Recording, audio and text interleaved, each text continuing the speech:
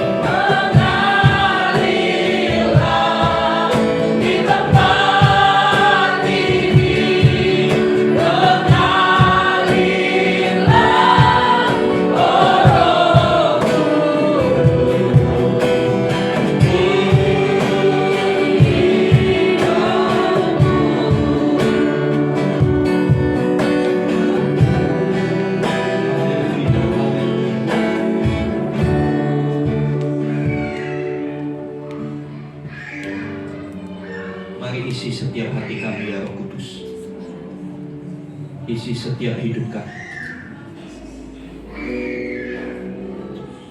Karena hanya Engkau yang bisa memenuhi hati kami. Hanya Engkau yang bisa menghadirkan damai yang sejati di tengah kehidupan kami. Mari Tuhan, pulihkan setiap kami. Kami yang datang dengan letih lesu berbeban berat, berikan kelegaan. Kami yang datang dengan membawa segudang masalah, kami tahu kami akan dapat solusi ketika kami datang kepada Tuhan. Sebab itu nyatakan pribadi, supaya kami lebih mengenal Engkau. Dan kami percaya ketika kami mengenal Tuhan, maka tidak ada tempat di dalam hati kami untuk kekhawatiran. Tidak ada tempat untuk ketakutan. Kehadiran-Mu cukup bagi kami. Terima kasih Tuhan. Nyatakan kebenaran-Mu. Berikan kami pengertian supaya kami memahami setiap kebenaran Tuhan. Bukan dengan akal kami, tetapi juga dengan roh kami. Terima kasih Tuhan.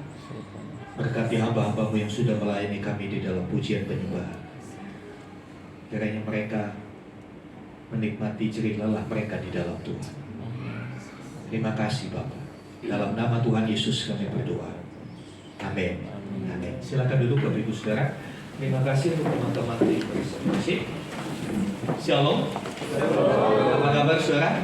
Saya diberkati, kamu diberkati, kita semua diberkati. Iya. Ada yang tahu hari ini gereja Tuhan memperingati atau merayakan apa? Iya, hari Pentakosta. Ya, Pentakosta itu artinya hari ke-50. Ya. Ada apa sih di hari Pentakosta? Gereja Tuhan memperingati satu momen, satu peristiwa di mana Roh Kudus turun di antara orang percaya. Itu hari Pentakosta. Hari Pentakosta juga menjadi satu titik awal, starting point ya, dari lahirnya gereja Tuhan. Karena Roh Kudus itulah yang melahirkan gereja Tuhan. Ya, kita tahu ketika Tuhan Yesus disalib, para murid dihantui ketakutan, kecemasan, mereka seolah-olah bingung, gak ada pegangan. Karena yang diharapkan Sang Mesias Kristus itu kok mati, sepertinya kekalahan. Tapi justru kematian Kristus adalah kemenangan bagi orang percaya. Kalau Yesus gak mati, ya kalau Yesus gak jadi mati, saudara dan saya gak jadi diampuni. Dan pada hari yang ketiga kita tahu dia bangkit. Dia bangkit, setelah bangkit dia menyatakan diri kepada para muridnya kurang lebih 40 hari ya. Setelah itu dia naik ke surga.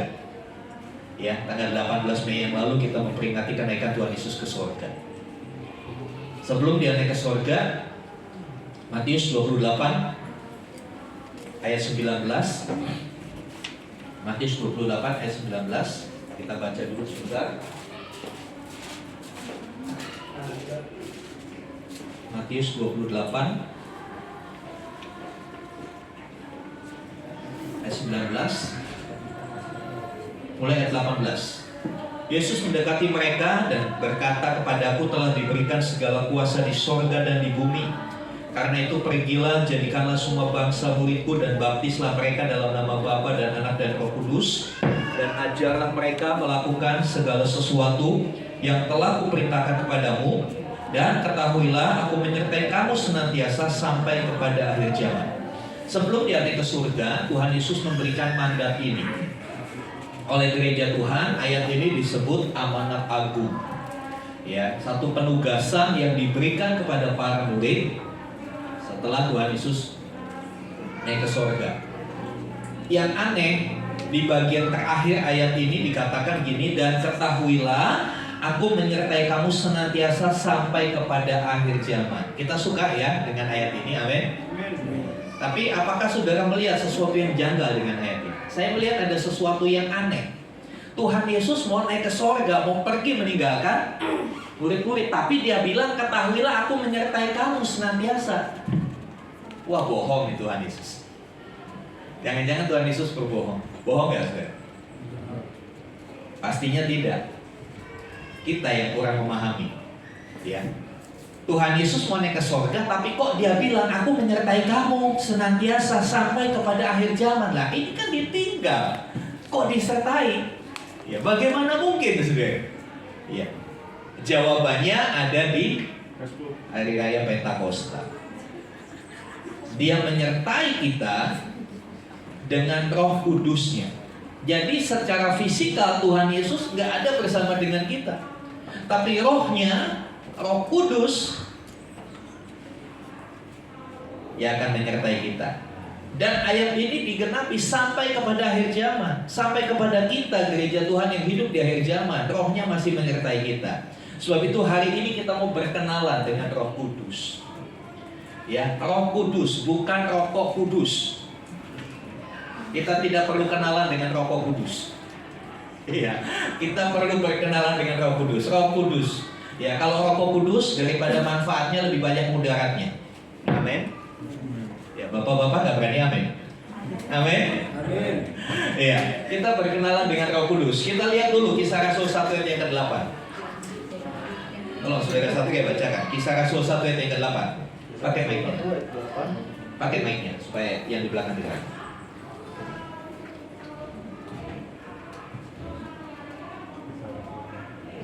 Kisah Rasul 1 ayat 8. Oke, udah. Ya. Kisah para Rasul 1 ayat 8. Tetapi kamu akan menerima kuasa kalau Roh Kudus turun ke atas kamu, dan kamu akan menjadi saksiku di Yerusalem dan di seluruh Yudea dan Samaria dan sampai ke ujung bumi. Iya, ini adalah penjelasan dari yang ditulis Matius. Ya. Jadi kitab-kitab dalam Alkitab itu saling melengkapi, bukan saling kontradiktif, bukan saling berlawanan, saling melengkapi. Di Matius pasal yang terakhir dikatakan, dan ketahuilah aku menyertai kamu senantiasa sampai kepada akhir zaman. Kisah 1 ayat 8 adalah penjelasannya. Kamu akan menerima kuasa kalau Roh Kudus turun atas kamu.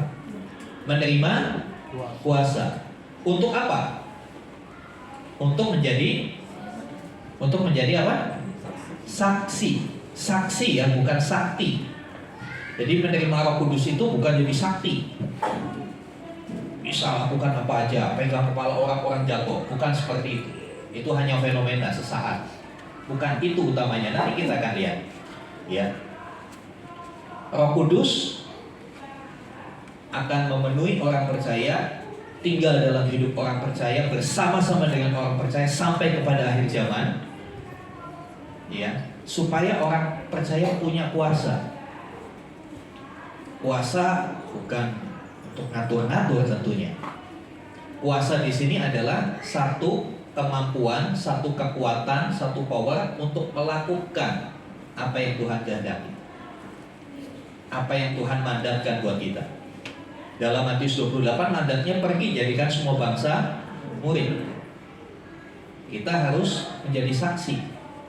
Sebelum kita jadikan orang lain murid, saya harus jadi murid, ya kan? Seorang guru, kalau seorang guru sebelum dia menjadi guru pengajar, dia harus belajar dulu. Betul? Ya. Kita tidak akan pernah bisa menjadikan orang lain murid atau memuridkan orang sebelum kita tahu, belum kita mengalami jadi murid seperti apa. Setelah kita jadi murid, kita bisa memuridkan orang. Itu pengertian saksi di dalam Kisah 1 ayat 28. Saksi adalah orang yang mengalami, orang yang melihat langsung, yang tahu persis detail peristiwa itu.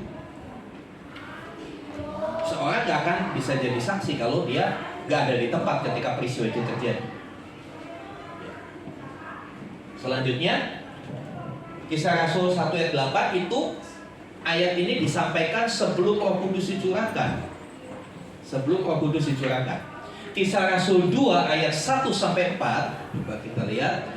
Kisah Rasul 2 ayat 1 sampai 4 itu penggenapannya. Ya, Kisah Rasul 2 ayat 1. ketika tiba hari Pentakosta, jadi Pentakosta itu ada dua versi. Versi Pentakostanya orang Yahudi itu adalah memperingati hari ke-50. Kalau dalam budaya beberapa suku di Indonesia itu pesta panen raya. Jadi 7 minggu setelah Paskah, orang Israel disuruh bikin perayaan, celebration. Sebagai, ya kalau di Amerika Thanksgiving Day. Itu di konteks agama Yahudi. Nah pada waktu itu, masyarakat pada waktu itu pemeluk agama Yahudi yang mengacu kepada Torah. Nah dikatakan ketika tiba hari Pentakosta, semua orang percaya kumpul di satu tempat. Tiba-tiba turunlah dari langit suatu bunyi seperti tiupan angin keras. Ya. Ada satu bunyi seperti tiupan angin keras memenuhi seluruh rumah di mana mereka duduk. Dan tampaklah kepada mereka lidah-lidah api seperti nyala api yang bertebaran dan hingga pada mereka masing-masing. Maka penuhlah mereka dengan Roh Kudus. Ini adalah penggenapan dari yang Tuhan Yesus katakan, aku menyertai kamu senantiasa. Bagaimana dia menyertai, dia naik? Ini jawabannya, ya. Melalui Roh Kudus orang percaya disertai. Sekarang kita akan lihat siapakah Roh Kudus. Next. Ya, yang pertama Roh Kudus adalah Tuhan. Roh Tuhan sendiri. Ya, Roh Kudus adalah Tuhan. Dalam 2 Korintus 3:17, tolong saudara satria, 2 Korintus 3:17. Itu sudah ada ayat yang dibaca di situ. 2 Korintus 3:17, sebab Tuhan adalah Roh, dan di mana ada Roh Allah, di situ ada kemerdekaan. Iya, sebab Tuhan adalah Roh. Jadi yang kita sembah itu bukan zat. Terserah agama lain menyebut Tuhannya zat, urusan mereka, bukan urusan kita. Kita nggak perlu mengkoreksi mereka. Yang penting kita tahu apa yang kita anut, apa yang kita percayai. Kita nggak usah kepo dengan urusan orang lain. Ya. Allah adalah, Tuhan adalah Roh. Roh itu apa sih? Roh itu satu pribadi yang tidak berwujud, tidak punya wujud. Dalam bahasa ilmu pengetahuannya sesuatu yang metafisika. Ya, sesuatu yang metafisika yang tidak berwujud, nggak kelihatan, tapi nyata. Bahwa dia punya kuasa, dia bisa melakukan sesuatu, dia juga punya perasaan, punya kehendak. Ya. Bapa, Anak, dan Roh Kudus semuanya tepat disebut Tuhan. Ya. Kata Tuhan dalam kamus bahasa Indonesia memiliki pengertian yang maha kuasa, yang layak disembah, yang empunya, pemilik segala sesuatu. Ya. Dan Bapa, Anak, dan Roh Kudus tidak ada persaingan dalam ketuhanan. Jadi bukan berarti Bapa lebih berkuasa dari Anak, Roh Kudus lebih hebat dari Yesus, bukan. Sama setara, sama dalam semua esensi, semua kualitasnya sebagai Tuhan. Ya, di dalam satu kesatuan. Saya suka kasih gambaran. Ya, ini memang doktrin yang agak susah. Ya, pengertian yang agak susah. Kalau kita tidak menangkap dengan hikmat Tuhan dengan pengertian manusia, bagaimana 3 di dalam 1, 1 di dalam 3? Ya. Saudara yang dikasih Tuhan, dalam sekarang kalau kita beli makanan, beli sampo, ada yang 2 in 1 gitu kan.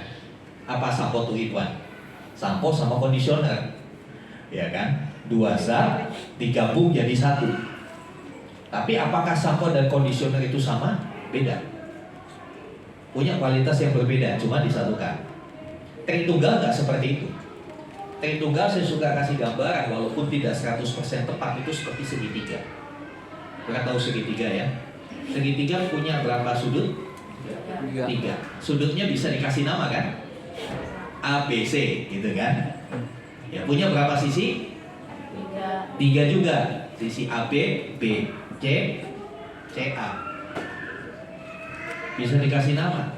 Segitiganya segitiga sama sisi. Ya, besar sudutnya sama, panjang sisinya juga sama. Kurang lebih gambaran yang sederhana tentang Tritunggal seperti itu. Segitiga. Allah kita itu seperti segitiga. Pengertiannya Tritunggal itu. Masing-masing punya sebutan Allah Bapa, Allah Anak, Allah Roh Kudus. Masing-masing menempati posisinya masing-masing. Tapi masing-masing sama dalam esensi, kualitas, ketuhanannya sama. Ya. Jangan sampai disesatkan. Ya, karena sekarang ada ajaran baru. Ya, ajaran baru yang mengatakan kalau ada Allah Bapa, ada Allah Ibu. Masa Bapa doang gak ada Ibu? Duda dong kalau Allah Bapa doang. Ya, itu adalah sekelompok orang yang memahami Tuhan dengan akalnya manusia, nggak nyampe. Ya, Allah bukan seperti itu. Kenapa disebut Bapa? Ya, karena dialah yang mengutus. Apakah yang diutus lebih rendah dari yang mengutus? Tidak juga. Tidak juga. Ya, karena seperti segitiga itu sama, dibolak-balik tetap segitiga sama sisi itu sama. Nah, saudara yang dikasih Tuhan, mengatakan Roh Kudus adalah Tuhan berarti menegaskan kepribadian dan keilahiannya dalam Trinitas. Dia layak disembah sama seperti Bapa dan Anak, karena sebetulnya dia adalah Roh Allah sendiri. Lalu orang bertanya, Pak, Roh Kudus itu kan ada di Perjanjian Baru, di Perjanjian Lama nggak ada. Ada. Kalau saudara membaca Kejadian 1 ayat 1, dikatakan, kita lihat Kejadian 1 ayat 1. Di situ ada ketiga oknum Tritunggal terlibat di situ. Ya, pada mulanya Allah menciptakan langit dan bumi. Allah menunjuk kepada Bapa. Kemudian langit, bumi belum berbentuk dan kosong, gelap gulita menutupi samudera raya. Perhatikan, dan Roh Allah. Ini mempresentasikan Roh Kudus. Nanti kita akan lihat nama lainnya Roh Kudus disebut Roh Allah, Roh Kristus, ya, Roh kebenaran, banyak. Ya. Kemudian ayat 3, berfirmanlah Allah. Jadi ada Allah, ada Roh, ada Firman. Firman itu mempresentasikan Tuhan Yesus. Karena di dalam Yohanes 1 dikatakan pada mulanya adalah Firman. Firman itu bersama-sama dengan Allah. Firman itu adalah Allah. Kemudian dalam Yohanes 1 juga dikatakan Firman itu telah menjadi manusia. Firman itu menjadi manusia. Kok bisa Firman menjadi manusia? Bisa, orang dia maha kuasa. Kalau maha kuasa kan pengertiannya apa aja bisa dilakukan orang maha kuasa. Sehingga saya menjawab dengan sederhana ketika kita berdialog dengan kepercayaan lain. Ya, kok Tuhan kalian jadi manusia sih? Saya bilang, menurut kamu Tuhan itu maha kuasa nggak? Iya, maha kuasa. Kalau maha kuasa, apa artinya? Bisa jadi apa aja. Kalau mau jadi kucing juga dia bisa, kalau dia mau. Cuma nggak ada kepentingannya dia jadi kucing. Dia punya kepentingan untuk menjadi manusia. Sederhana. Jadi kalau dibully kita orang Kristen, Tuhannya jadi manusia loh, Tuhannya disalib lalu mati Tuhannya. Nggak usah jengkel, nggak usah marah. Namanya orang nggak ngerti, ya kan, sama aja. Ya. Orang di negara yang nggak ada cabenya datang ke Indonesia, ke pasar, wah lihat cabai merah semua. Dia senang, dia pegang, dia kumpul. Terus dia bilang boleh dicicip ya, gitu kan. Penjual cabenya bingung, loh, kok cabai kok dicicip kan? Saudara pernah beli cabai dicicip? Ya kan? Ya wah ini merah semua. Pikirannya merah itu pasti manis. Dia ambil satu. Kok pedas? Wah ini penipu, ini pembeli, penjualnya. Semua merah tapi nggak ada yang manis satupun. Ya kita ketawa, kenapa? Ya dia nggak ngerti, kan begitu. Sama aja ketika kita berbicara dengan orang di luar sana, mereka sepertinya membuli kita, mengata-ngatai sesuatu yang nggak pas. Jangan marah, maklumi saja, belum ngerti. Kalau orang belum ngerti ya susah dikasih ngerti. Udah belum ngerti, ngeyel, keras kepala, itu kan susah. Iya. Oke, makanya gereja Tuhan Orang percaya harus berkenalan dengan Roh Kudus. Banyak kali kita tahu ya Roh Kudus, tapi nggak tahu itu apa. Dipikir Roh Kudus hanya kuasa yang bisa bikin nangis orang kalau ibadah. Banyak orang-orang berpikir begitu. Roh Kudus itu siapa? Ya Roh Kudus itu kalau kita nyanyi bikin nangis, itu ada Roh Kudus. Lalu gereja-gereja yang nggak pakai nangis, ya gereja GKI misalnya, apakah nggak ada Roh Kudus? Nggak juga. Bukan seperti itu. Ya. Selanjutnya, ya, Roh Kudus adalah Tuhan, ya Roh, ya. Tapi Roh Kudus adalah pribadi, ya, pribadi ilahi, dan dia memiliki perasaan, pikiran, dan keinginan. Ya, sebab itu Alkitab mengajar kita untuk jangan mendukakan Roh Kudus, karena dia punya perasaan. Sebab itu bisa didukakan. Mendukakan itu artinya membuat sedih. Ya. Kita kadang-kala dibuat sedih sama anak kita. Nanti sebentar lagi nih ibu-ibu pasti beberapa pada sedih ketika terima rapot anaknya. Wah, rapotnya merah. Ya. Bukan karena gak ada tinta hitam, ya. Tapi ya jangan bilang merah lah, kayaknya gak enak kebakaran gitu ya. Rapotnya bisa dibuat lagu. Nilainya do, re, mi, re, do, sol. Ya. Duka. Kenapa? Ya karena punya perasaan. Roh Kudus juga bisa didukakan. Ayatnya yang kita lihat Efesus 4 ayat 30. Tolong saudara Satria, Efesus 4. Dan janganlah kamu mendukakan Roh Kudus Allah yang telah mematerikan kamu menjelang hari penyelamatan. Iya, janganlah kamu mendukakan. Berarti Roh Kudus itu bisa didukakan. Itu menunjukkan dia punya perasaan. Yang punya perasaan itu pribadi. Handphone ini gak bisa didukakan. Iya kan?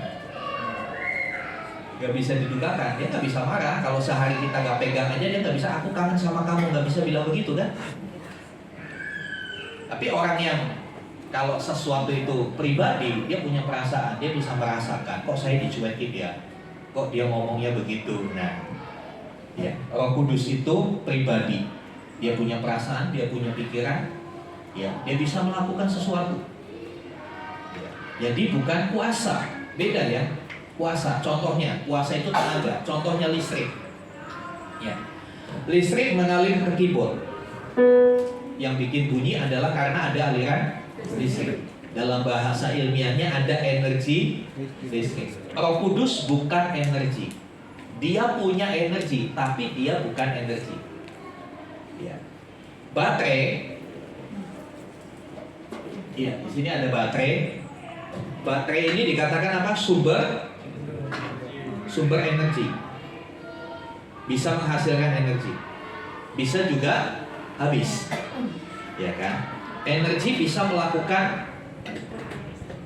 usaha. Ya, energi bisa melakukan usaha menghasilkan tenaga, menghasilkan sesuatu yang termanifestasi. Bisa lampu, energi cahaya, bisa energi bunyi. Ya, kalau sepeda motor energi gerak, energi kinetik. Karena ada energi. Roh Kudus bukan energi, dia punya energi tapi dia bukan energi. Dia pribadi. Ya, next. Kemudian selanjutnya, ya, Roh Kudus adalah penolong. Kita baca Yohanes 14. Yohanes 14 ayat 15 dan 16.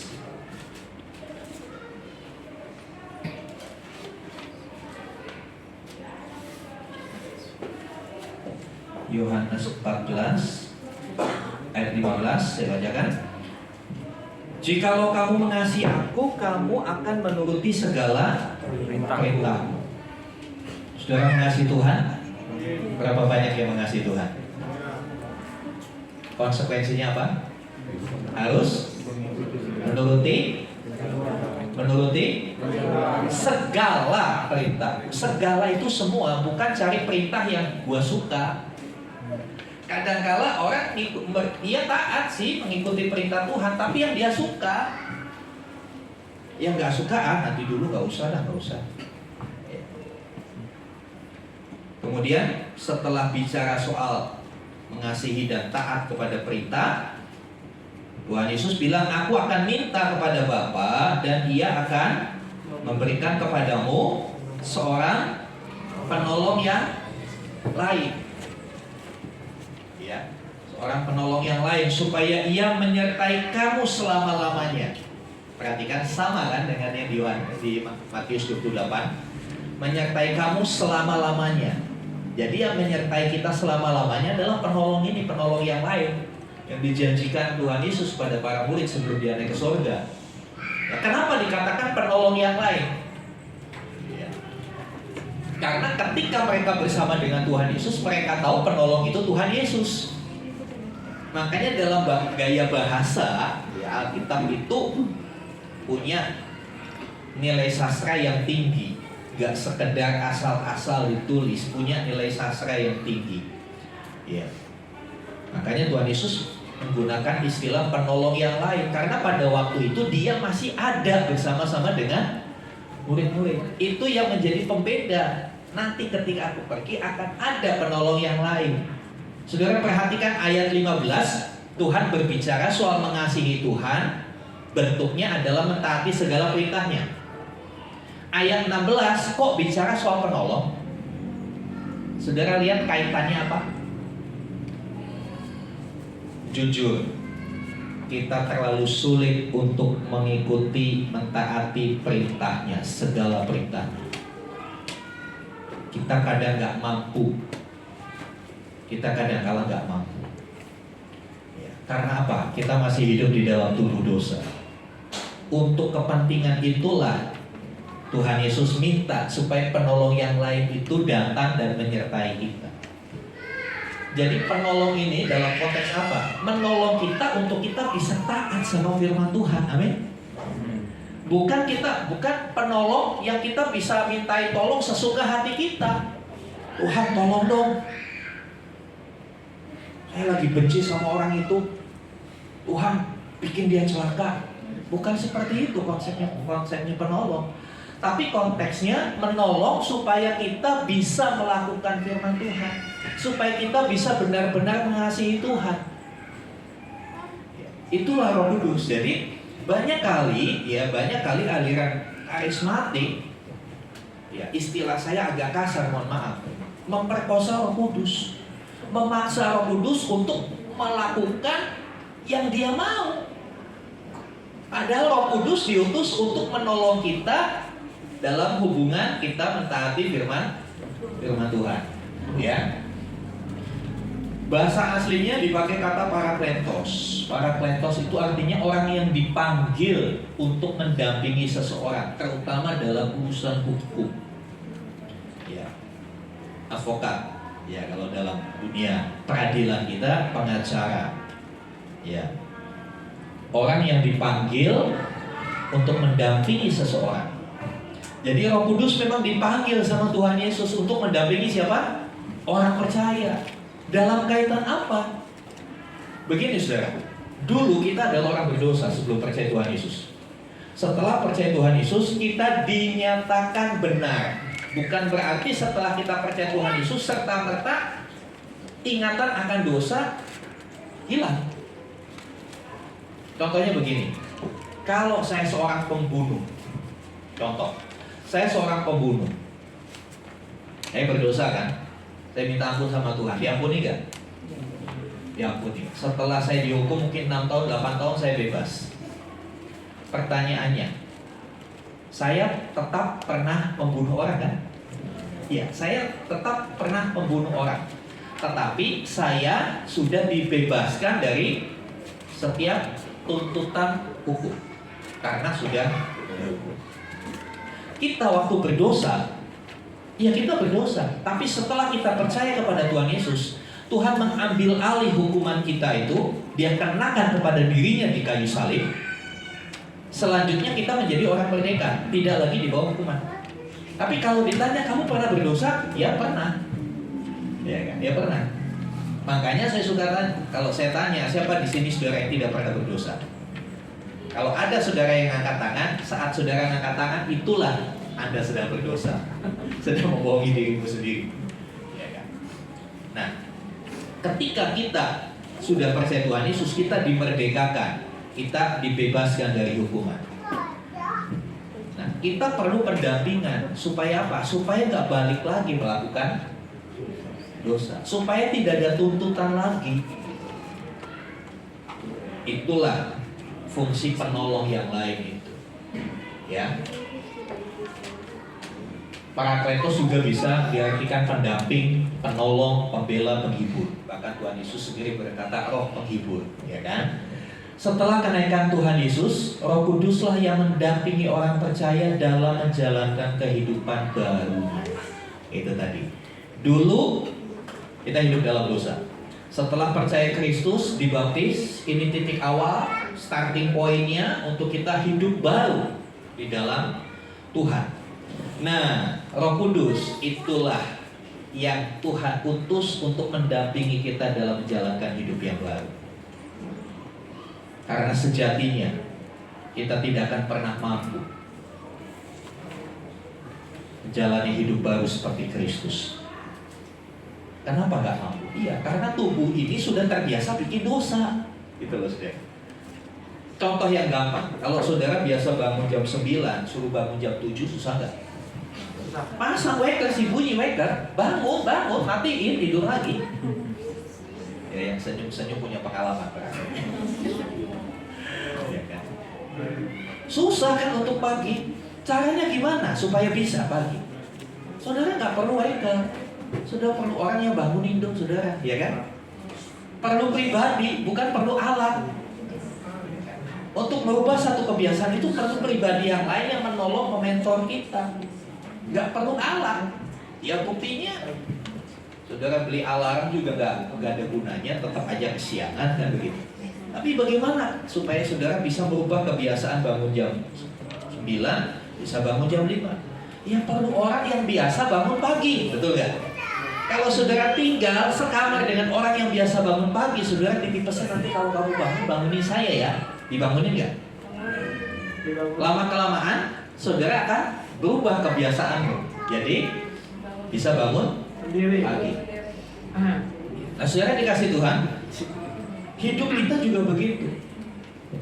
Coba itu, berapa lama kita terbiasa dengan dosa? Berapa lama terbiasa kita dengan bohong? Bahkan saya suka bilang, ngomongnya 5, bohongnya 9. Kan hebat. Ngomong baru 5 kali, bohongnya 9. Itu kan hebat, saudara.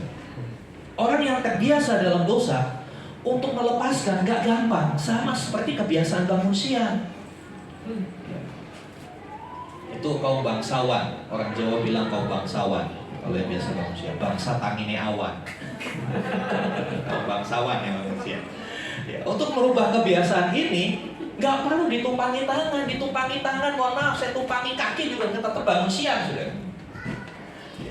Caranya gimana? Saudara perlu orang, perlu pribadi yang ngingetin terus, bahkan bangunin tiap pagi. Ketika kita terbiasa dalam dosa, kita ambil keputusan, saya tidak mau berdosa lagi. Saya sudah putus hubungan dengan dosa. Dengan ini saya menyatakan kemerdekaan saya dari dosa. Mulai hidup yang baru. Startnya dari situ. Tapi kira-kira masih bisa berbuat dosa? Masih bisa. Masih sangat bisa. Perlu ada yang dampingi supaya selalu diingatkan, selalu disadarkan, bahkan ditegur dengan keras supaya nggak balik lagi. Itulah pekerjaan Roh Kudus dalam diri orang percaya. Bukan hanya kasih kuasa supaya saudara pegang uang 50.000 dalam nama Yesus, Roh Kudus bekerja jadi 100.000. Bukan begitu, bukan main sulap begitu kuasanya. Tapi untuk mengubah karakter kita menjadi seperti Kristus, membantu supaya kita mengalami perubahan itu. Ya, next.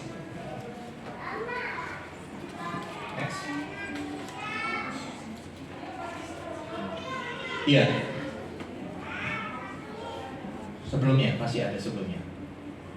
Iya, Roh Kudus sebagai penolong. Seperti apa yang dia lakukan? Yang pertama, dia menolong kita untuk dapat menuruti perintahnya tadi. Yohanes 14, 15, 16. Sepertinya ayat 15 dan 16 itu terpisah, tapi itu sangat terkait.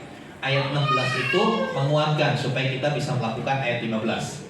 Ya, kemudian dia juga bersyafaat bagi kita, berdoa dan membimbing doa-doa kita. Roma 8:26 dikatakan kita sebenarnya nggak tahu gimana caranya berdoa. Roh Kudus yang akan menolong kita, membantu kita untuk bisa berdoa. Ya, saya pernah waktu itu saya pendidikan teologi, saya pernah bikin survei. Kebaktian apa yang paling tidak diminati oleh jemaat? Apa saudara? Kebaktian doa. Itu paling tidak diminati. Kalau dibikin spesifik lagi, kebaktian doa apa yang tidak diminati? Kebaktian doa pagi itu paling tidak diminati. Doa malam masih datang. Ya, doa malam masih datang, doa siang masih datang. Doa peresmian toko lebih datang lagi. Nah, kalau doa puasa, nah itu mulai sepi. Mulai sepi kalau doa puasa, ya kan? Sekarang yang dikasih Tuhan, ya. Roh Kudus membantu kita, Roh Kudus memotivasi kita, memberikan roh doa, karena Roh Kudus juga disebut roh doa, yang membawa kita untuk terhubung. Ya, saudara, kalau dengar kata doa, jangan mengasumsikan doa sama dengan minta. Banyak kali orang Kristen keliru, pikirnya doa sama dengan minta. Enggak, doa itu bukan minta. Doa itu satu sarana yang Tuhan sediakan untuk kita berkomunikasi dengan Tuhan. Kalau kita berkomunikasi kan gak harus minta, ya kan? Gak harus minta. Kita bisa ngobrol, kita bisa curhat, ya, kita bisa menyatakan rencana kita ke depan, kita bisa cerita apa yang kita alami, itu doa. Nanti next tahun depan kita akan buat sekolah doa. Ya. Jadi doa itu gak cuma minta, ada banyak aspeknya. Ya. Kemudian Roh Kudus juga menasihati kita menurut kebenaran, sama seperti Yesus.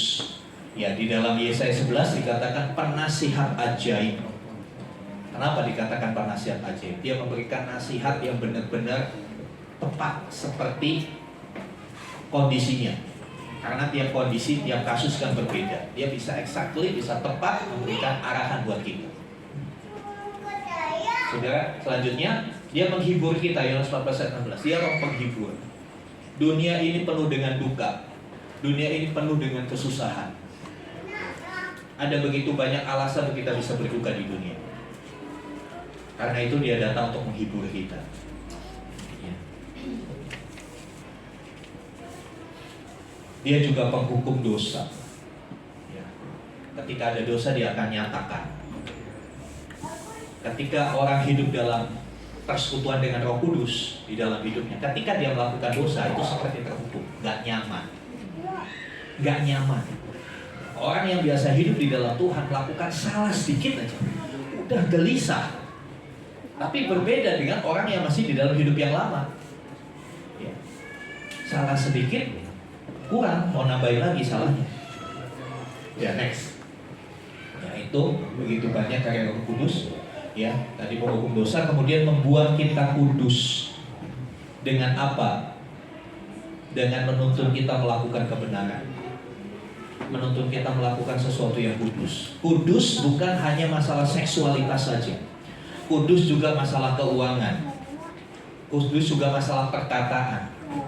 Ya, kudus itu artinya apa? Kita terpisah, menjadi berbeda, be different, menjadi berbeda dengan yang lain, untuk bisa digunakan Tuhan menggenapi rencananya. Ya, kudus itu artinya terpisah, dipisahkan, dikhususkan bagi Allah. Kemudian dia mengajar dan mengarahkan kita. Ya, Roh Kudus mengajar. Seringkali di dalam pelayanan saya selalu katakan, walaupun saya ya sudah hampir 30 tahun saya melayani Tuhan full time. Ya. Tapi saya selalu belajar, karena saya tidak pernah pakai pengalaman saya yang dulu untuk sekarang. Saya selalu minta diajar Roh Kudus, saya mesti gimana dengan kondisi seperti ini. Saya harus seperti apa dengan kondisi ini. Kenapa? Ya karena kehidupan tidak selalu sama, ya kan? Masalah kasus yang kita hadapi sepertinya sama, tapi pemecahannya bisa berbeda. Nggak bisa kita generalisasikan, kita samakan. Nah, Roh Kudus di sini berperan. Dia menolong kita, dia mengarahkan, mengajar kita. Ya. Ayat-ayatnya bisa baca sendiri di rumah. Yang perlu PPT ini nanti saya share kalau mau. Ya. Kalau nggak minta saya nggak kasih. Kasihan handphone saudara terlalu penuh nanti. Kalau nggak dibaca juga nggak ada guna kan. Iya. Nah selanjutnya Roh Kudus memberdayakan kita, menjadikan kita berfungsi dalam pekerjaan Tuhan. Dan Roh Kudus juga selanjutnya dia juga bersama-sama kita menghasilkan buah roh. Ya. Dia juga memberikan karunia-karunia roh. Ya. Jadi karunia Roh Kudus tidak hanya berbahasa roh. Memang bahasa roh salah satu dari karunia Roh Kudus, punya fungsi tersendiri.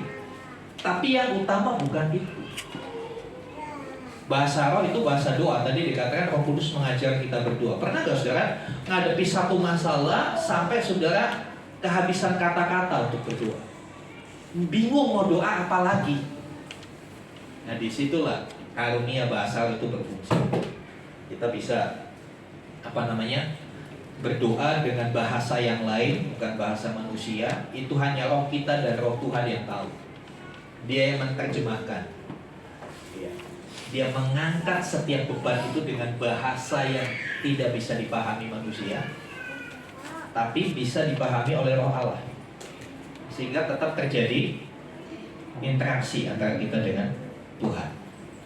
Dan ada banyak karunia lain, ya, ada banyak karunia nubuat.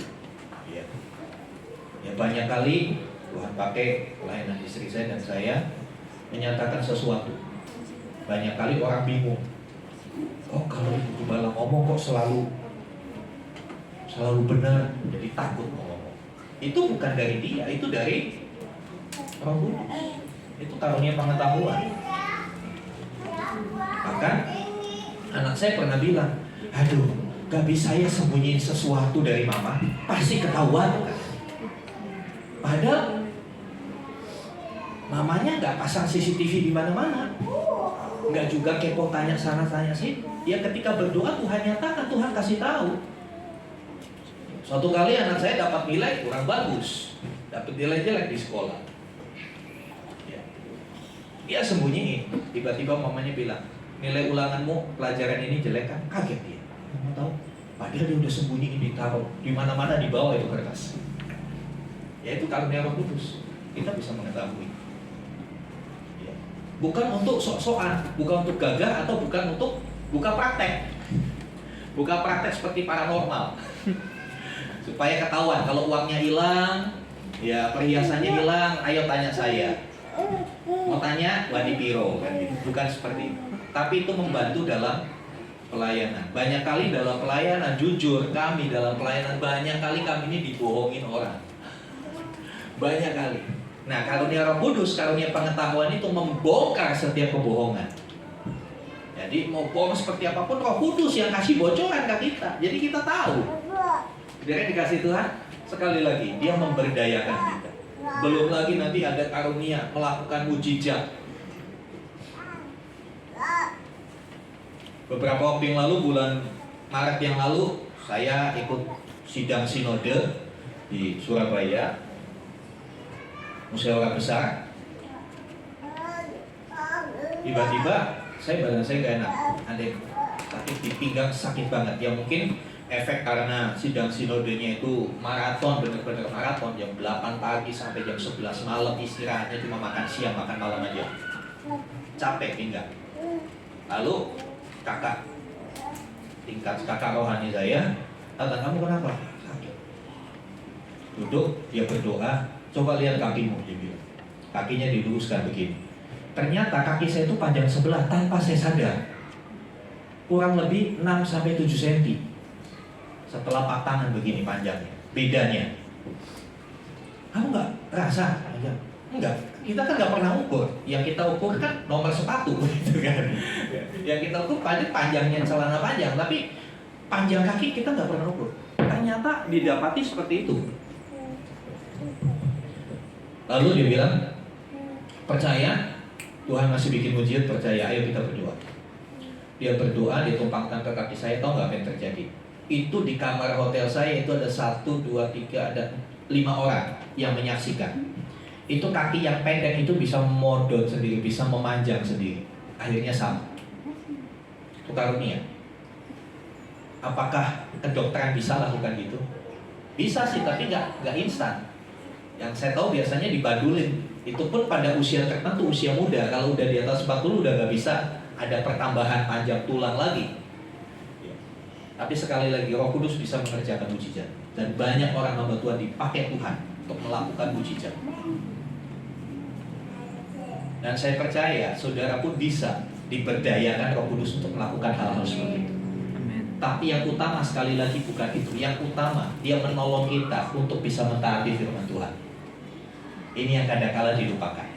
Ya, next. Ya, sebutan lain Roh Kudus ini banyak sekali. Saya sebut aja ya. Dia disebut Roh Tuhan yang berdaulat. Dia juga disebut Roh Tuhan, Roh Allah. Roh Allah yang hidup. Roh Bapakmu, Roh Kristus dan Roh Anaknya. Next. Roh kehidupan, Roh kasih karunia, Roh nubuat, Roh kebenaran, Roh kekudusan, Roh hikmat dan wahyu, Roh keadilan atau Roh penghakiman, Roh api atau pembakaran, Roh kemuliaan. Ada banyak sebutan. Jadi kalau saudara membaca Alkitab, ketemu istilah-istilah ini, itu menunjuk kepada pribadi Roh Kudus terkait fungsinya, ya kan? Roh kehidupan, ya, dia menyatakan memberikan kehidupan, ya. Roh kebenaran, dia menyatakan kebenaran terkait apa yang dia lakukan, terkait perannya dalam hidup orang percaya. Jadi saudara dikasih Tuhan, ini pribadi perlu kita kenal lebih lagi. Bagaimana caranya mengenal Roh Kudus? Luangkan waktu, datang kepada Tuhan, bilang, Roh Kudus, aku ingin mengenalmu lebih lagi. Nyatakan pribadi, penuhi hatiku, penuhi hidup. Pengertian dipenuhi Roh Kudus itu, ya kalau kita kasih gambaran, ini gelas penuh dengan air.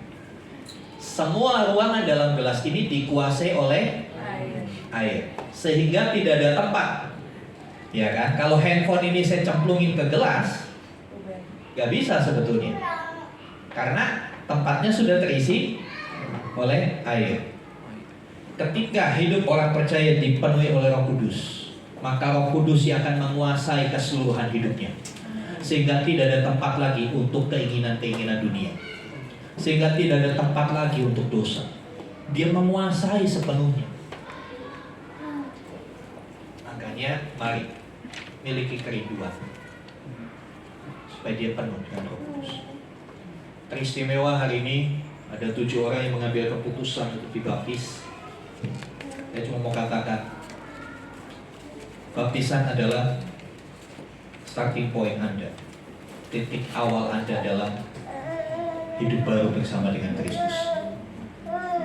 Dengan kekuatan sendiri kalian gak akan pernah mampu. Ya, katanya di TV gagal maning. Oleh sebab itu Tuhan tahu kelemahan kita, Tuhan tahu ketidakmampuan kita. Dia berikan penolong yang lain. Cuma kadang-kala kitanya sok jago, mau ditolong gak mau ditolong. Gua bisa. Sering tanpa sadar kita bilang begitu, gua bisa kok sendiri. Kadang-kala kita terlalu coba. Mari hari ini kita rendahkan hati di hadapan Tuhan. Tuhan, saya tahu saya sering kali gagal. Bukan hanya yang sudah yang mau dibaptis, yang sudah berpuluh-puluh tahun ikut Tuhan. Sejujurnya kita juga sering gagal. Benar apa betul saudara? Kita sering kali gagal untuk mentaati Tuhan. Kenapa? Karena kita mentaati Tuhan dengan kekuatan kita sendiri. Padahal sudah dikasih asisten, sudah dikasih penolong.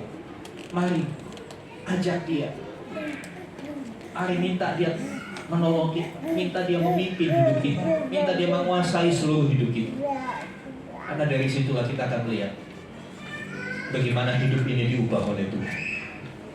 Bagaimana Roh Kudus itu membantu kita mengalami perubahan-perubahan yang luar biasa. Karena itu, next. Ya, mari mengenal Roh Kudus lebih lagi. Sama-sama kita datang kepada Tuhan. Pemain musik di WL bisa kembali ke tempatnya. Haleluya.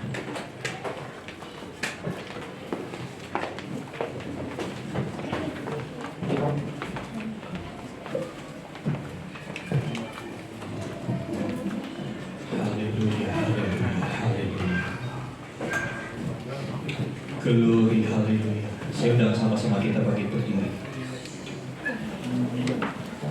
Roh mengganti hidup. Haleluya, haleluya. Sementara musik melantunkan pujian ini, mari setiap kita buka hati. Tidak kebetulan kalau hari ini adalah hari Gereja Tuhan memperingati turunnya Roh Kudus. Ya, peristiwa Pentakosta, turunnya Roh Kudus pertama kali kurang lebih 2000 tahun yang lalu. Tapi yakinlah sampai hari ini Dia masih Roh yang sama. Dia masih penolong yang sama. Dia masih Tuhan yang sama, yang siap menolong, siap menghibur, siap memenuhi hidup saudara dan saya. Tapi Dia nggak akan pernah bisa masuk hatimu kalau pintu hatimu masih tertutup. Naikkan pujian ini sambil buka hati.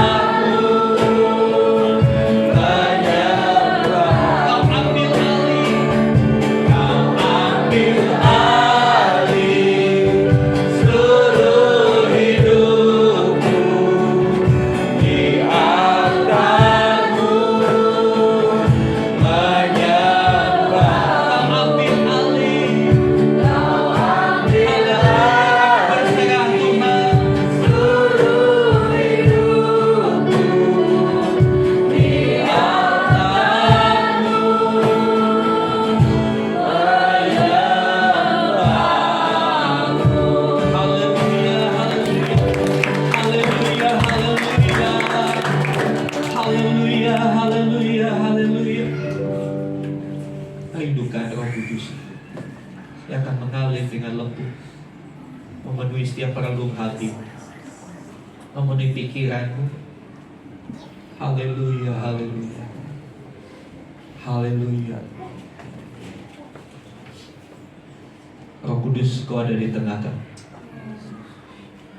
Kau diutus Bapa menjadi penolong bagi kami.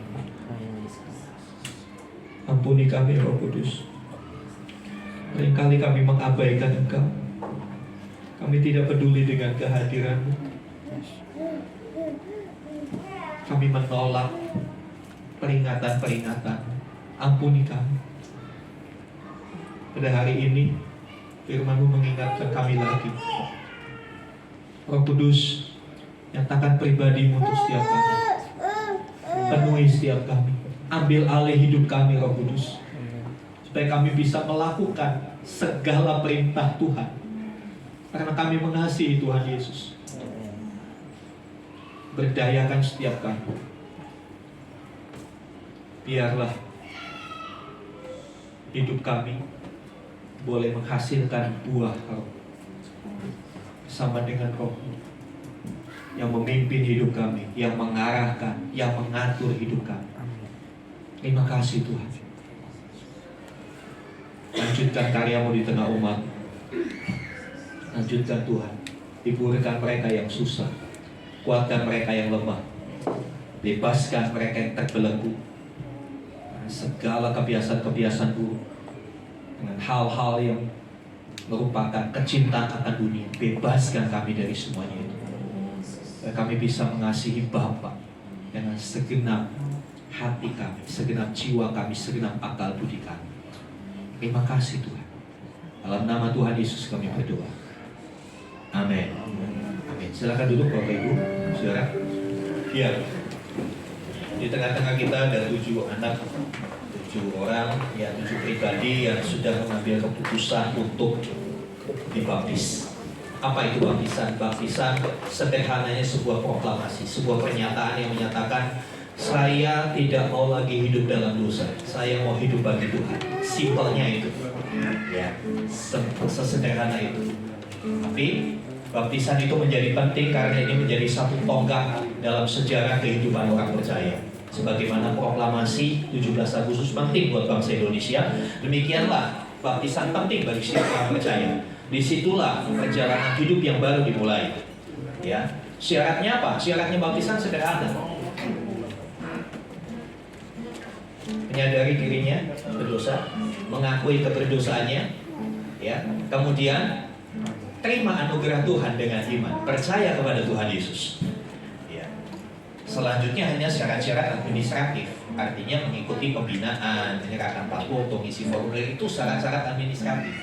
Syarat yang utama adalah ngerti, kemudian sadar menyerahkan diri. Makanya kemarin saya tanya sama mereka, apakah kalian dipaksa oleh orang tua untuk dibaptis? Enggak.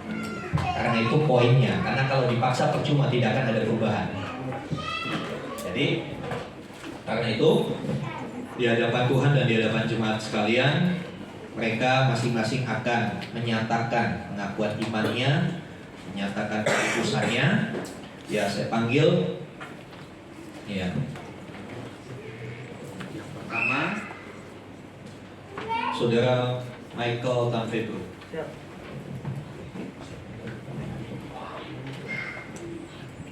Sini aja. Ya. Shalom jemaat semuanya. Saya baca ya Pak. Ya, hari ini Minggu 28 Mei 2023 di hadapan Tuhan, hamba Tuhan dan seluruh jemaat, saya Michael Tanfedo mengaku bahwa saya adalah orang yang sangat berdosa dan perlu diselamatkan. Karena itu saya memutuskan untuk percaya kepada Tuhan Yesus sebagai Tuhan dan Juru Selamat saya secara pribadi.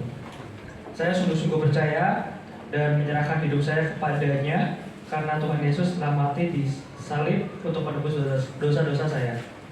Pada hari ketiga Dia bangkit dan hidup, dan saya menyerahkan diri dengan penuh kesadaran untuk dibaptis dengan cara selam sebagai bukti iman saya kepada Tuhan Yesus. Kiranya Roh Kudus menolong saya untuk menjalani hidup baru di dalam Kristus. Mohon dukungan, doa dari seluruh jemaat YBT Faithful Community Gautama. Ya, tetap di tempat. Dan selanjutnya Saudara Jonathan Satria Budi Wibowo.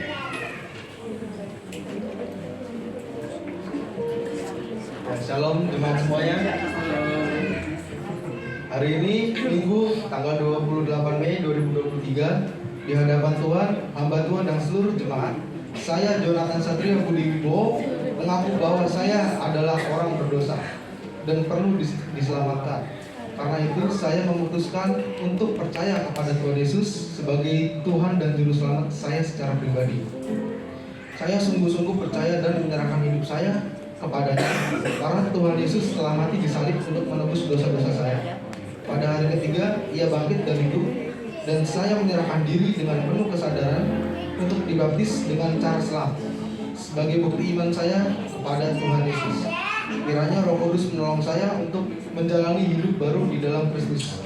Mohon dukungannya, doa dari seluruh jemaat GBT Impactful Community Deltamas. Terima kasih.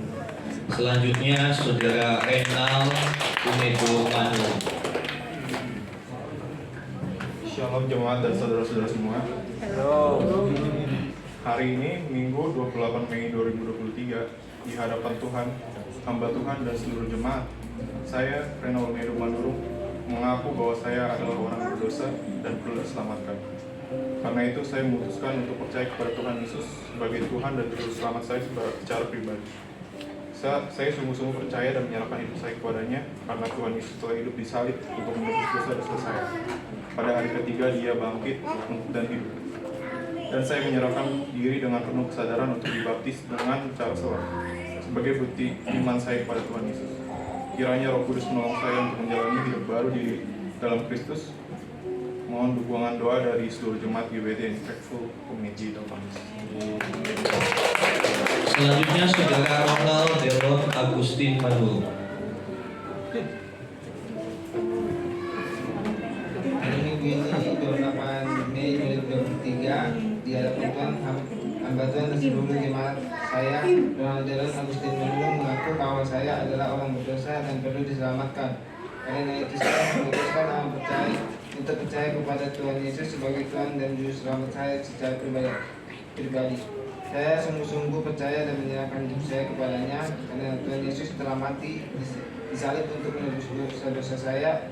Pada hari ketiga dia bangkit dan hidup. Dan saya menyerahkan diri dengan penuh kesadaran untuk dibaptis dengan cara selam sebagai bukti saya kepada Tuhan Yesus. Kiranya Roh Kudus menolong saya untuk menjalani hidup baru di dalam Kristus. Mohon dukungan doa dari seluruh jemaat GBT Impactful Community Deltamas. Selanjutnya Saudari Chelsea Febriani Manu.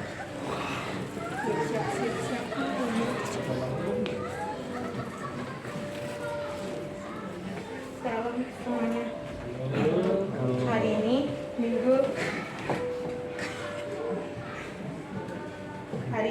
Minggu 28 Mei 2023 di hadapan Tuhan, hamba Tuhan dan seluruh jemaat, saya Chelsea Febriani Manurung mengaku bahwa saya adalah orang berdosa dan perlu diselamatkan. Karena itu, saya memutuskan untuk percaya kepada Tuhan Yesus sebagai Tuhan dan Juru Selamat saya pribadi. Saya bersungguh-sungguh dan menyerahkan hidup saya kepadanya, karena Tuhan Yesus telah mati di salib untuk menebus dosa-dosa saya. Pada hari ketiga, dia bangkit dan hidup. Dan saya menyerahkan diri dengan penuh kesadaran untuk dibaptis dengan cara selam sebagai bukti iman saya kepada Tuhan Yesus. Kiranya Roh Kudus menolong saya untuk menjalani hidup baru di dalam Kristus. Mohon dukungan doa dari seluruh jemaat GBT Impactful Community Deltamas. Ya, selanjutnya Saudari Lustiana Alpriani Simajuta.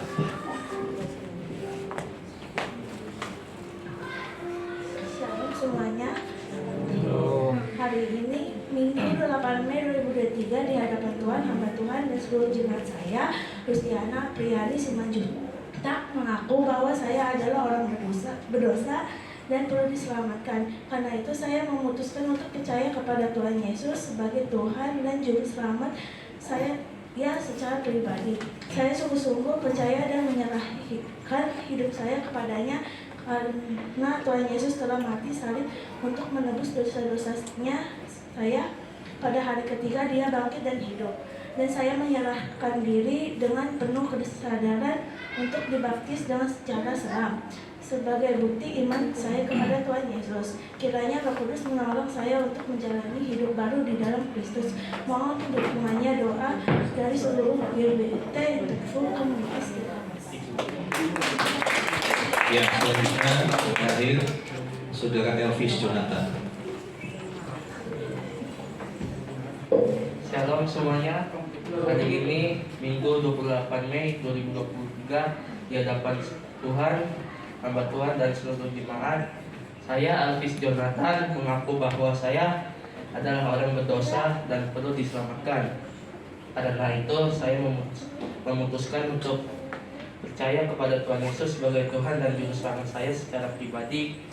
Saya sungguh-sungguh percaya dan menyerahkan hidup saya kepadanya, karena Tuhan Yesus telah mati di salib untuk menebus dosa-dosa saya. Pada hari ketiga Dia bangkit dan hidup, dan saya menyerahkan diri untuk penuh kesadaran untuk dibaptis dengan cara selam sebagai bukti iman saya kepada Tuhan Yesus. Kiranya Roh Kudus menolong saya untuk menjalani hidup baru di dalam Kristus. Mohon dukungan doa dari seluruh jemaat GBT Faithful Community Delta Mas. Ya, demikianlah pengakuan saudara-saudara kita. Ya, mari saya undang jemaat Tuhan bagi berdiri, kita akan mendoakan mereka. Ya, haleluya, haleluya. Bapa di surga, menyerahkan saudara-saudara kami yang hari ini mengambil keputusan untuk dibaptis. Kami tahu ini adalah keputusan yang sangat penting dalam hidup mereka. Kiranya dengan penuh kesadaran mereka mengambil langkah ini, dan Roh Kudus menyertai apa yang mereka sudah putuskan. Sebentar ketika mereka dibaptis, ada sesuatu yang ilahi terjadi. Ada sesuatu yang luar biasa terjadi dalam hidup mereka. Ada reformasi dalam hidup mereka, sehingga mereka benar-benar menjadi ciptaan yang baru, mengasihi Tuhan lebih lagi, menuruti segala perintah-perintahnya. Tuhan tolong pegang tangan mereka satu persatu. Tuhan pegang tangan Michael di dalam nama Tuhan Yesus. Tuhan pegang tangan Renal Unedumanung. Tuhan pegang tangan Jonathan Satria Dewibowo. Tuhan pegang tangan Ronald Delon Agustin Manulu. Tuhan pegang tangan Chelsea Fibriani Manulu. Tuhan pegang tangan Lustiana Priani Simanjuntak. Tuhan pegang tangan Elvis Jonathan. Mereka mengambil satu keputusan yang penting, dan kiranya tangan Tuhan sendiri akan menuntun langkah-langkah mereka di hari-hari selanjutnya. Kami menyerahkan acara baptisan sebentar di kolam renang Jababeka Golf ke dalam tangan Tuhan. Kiranya Tuhan yang menolong kami. Terima kasih Bapak. Dalam nama Tuhan Yesus kami berdoa. Amin. Silakan duduk, silakan kembali. Ya, sebagai informasi selesai ibadah ini, ya, saya akan membaptiskan mereka di kolam renang Jababeka Golf. Ya, saya minta nanti orang tua atau wali mereka bisa mendampingi menyaksikan baptisan ini. Ya, tentu tidak mungkin seluruh jemaat kita ikut karena itu tempat umum, ya kan, juga terbatas tempatnya. Jadi yang diharapkan untuk bisa menyaksikan adalah orang tua mereka, ya, supaya itu menjadi satu momen yang penting dalam hidup mereka. Ya, kita mendoakan mereka supaya mereka menjadi satu pribadi yang diubahkan oleh Tuhan. Ya, dalam kesempatan ini juga kita mau benar-benar mensupport mereka. Mereka ini masih muda-muda, supaya masa muda mereka dikendalikan oleh Tuhan. bukan dikendalikan oleh hawa nafsu lagi. Amin. Ya, baik, kita akan memberikan persembahan syukur kita kepada Tuhan. Saya serahkan kepada Puji nama Tuhan ya, semoga yang luar biasa ya. Satu jiwa diselamatkan, malaikat di surga bersorak-sorai. Ada kemuliaan bagi Tuhan, bertepuk tangan. Kita lihat wajah-wajah yang diselamatkan, kita memberikan persembahan baik buat Tuhan.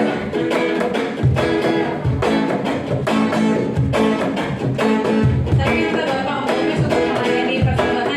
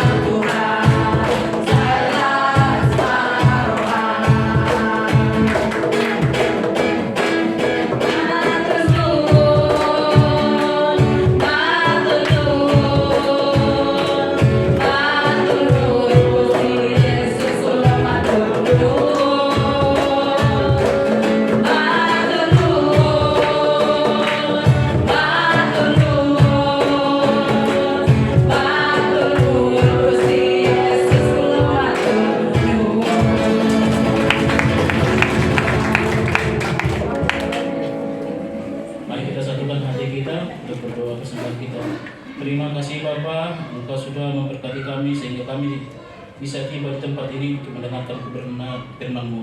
Terima kasih Roh Kudus sudah mengalir di tempat ini. Biarlah Bapa senantiasa kami bukan hanya menerima berkat, tetapi menjadi murid-Mu dan menjadi pembawa kebenaran firman-Mu di kehidupan kami. Terima kasih Bapa, kami sudah mengumpulkan persembahan kami ini. Biarlah persembahan kami yang sudah kami kumpulkan ini, kami serahkan ke dalam tangan-Mu, suci dan kuduskanlah Bapa. Biarlah persembahan ini Bapa menjadi untuk bermanfaat untuk memperluas kerajaan-Mu.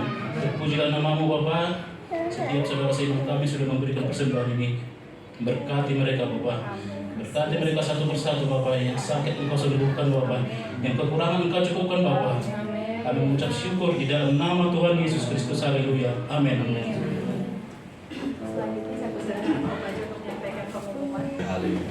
Bapak, kami bersyukur untuk hari ini kami boleh memperingati hari turunnya Roh Kudus. Biarlah bukan sekedar peringatan, tapi biarlah ini adalah satu pengalaman yang berulang dalam hidup kami, di mana Roh Kudus terus mengalir, menguasai, mengambil alih hidup kami, sehingga hidup kami bisa mengalami perubahan menjadi serupa dengan Kristus. Terima kasih Tuhan, kami bersyukur kami dilahirkan di tengah bangsa Indonesia. Sebab itu kami memberkati Indonesia ini di dalam nama Tuhan Yesus. Para pemimpinnya menjadi pemimpin-pemimpin yang takut akan Tuhan, yang amanah, yang menjalankan semuanya sesuai dengan konstitusi. Berdoa untuk TNI Polri, aparat penegak hukum, kejaksaan, kehakiman, pengadilan, supaya boleh menyatakan kebenaran Tuhan di bumi Indonesia ini. Kami percaya Tuhan, Shalom turun atas Indonesia, damai turun atas Indonesia. Menjelang tahun politik, kami mohon keamanan, ketertiban, damai sejahtera Tuhan menguasai setiap rakyat Indonesia. Para elit-elit politik, Tuhan kendalikan mereka dengan Roh-Mu, supaya mereka boleh memikirkan kepentingan bangsa ini. Setiap ambisi-ambisi yang bukan dari Tuhan, Tuhan batalkan setiap rancangan mereka. Terima kasih Tuhan, terima kasih untuk Kabupaten Bekasi. Diberkati kiranya Kabupaten Bekasi. Tuhan, kami rindu seorang pemimpin yang takut akan Tuhan untuk kabupaten ini. Kami rindu orang-orang yang menjalankan pemerintah di kabupaten ini adalah orang-orang yang hidupnya lurus di hadapan Tuhan. Terima kasih Tuhan, terima kasih. Bersyukur untuk lingkungan kami yang sejauh ini boleh mendukung akan pekerjaan Tuhan di tempat ini. Kami berdoa berkati tetangga kami kiri kanan, seluruh komplek ruko ini, bahkan RT RW, ketua lingkungan. Tuhan memberkati supaya mereka terus boleh menjalankan fungsinya dengan baik. Terima kasih Tuhan. Menyerahkan sebentar, kami akan melakukan baptisan untuk 7 orang jiwa-jiwa yang mengambil keputusan untuk hidup sungguh-sungguh dengan Tuhan. Tuhan, Kau yang menyertai kami, Kau yang membuat kemuliaan-Mu makin nyata dinyatakan di tengah dunia ini. Terima kasih Tuhan, terima kasih. Kami bersyukur. Kami berdoa untuk saudara-saudara yang tidak hadir pada hari ini. Kami berdoa untuk ibu misi yang sakit. Tuhan jamah, Tuhan sembuhkan di dalam nama Tuhan Yesus. Saudara-saudara kami yang lain yang berhalangan karena ada keperluan dan lain hal, Tuhan, penyertaan-Mu nyata untuk setiap mereka. Terpujilah nama-Mu Tuhan. Akhirnya Bapak Ibu Saudara, mari buka hati, angkat tangan, dan sekarang terimalah rahmat anugerah dari Allah Bapa di surga, di dalam kasih dan karya Tuhan Yesus Kristus, bersama dengan persekutuan pengurapan Roh Kudus. Terimalah berkat-berkat jasmani, terlebih lagi berkat rohani. Jadilah berkat dimanapun Tuhan menempatkan engkau. Karena itu, pergilah, jadikanlah semua bangsa muridku. Baptislah mereka dalam nama Bapa dan Anak dan Roh Kudus, dan ajarlah mereka melakukan segala sesuatu yang telah Kuperintahkan kepadamu. Dan ketahuilah, Aku menyertai kamu senantiasa sampai kepada akhir zaman. Demikianlah Tuhan Yesus akan datang kembali, menjemput kita, membawa kita masuk dalam kebahagiaan kekal di tempat yang telah Dia sediakan, supaya di mana Tuhan Yesus berada, di situ pun kita boleh berada. Kami terima semua berkat Tuhan ini hanya di dalam nama Tuhan Yesus Kristus. Haleluya. Amin.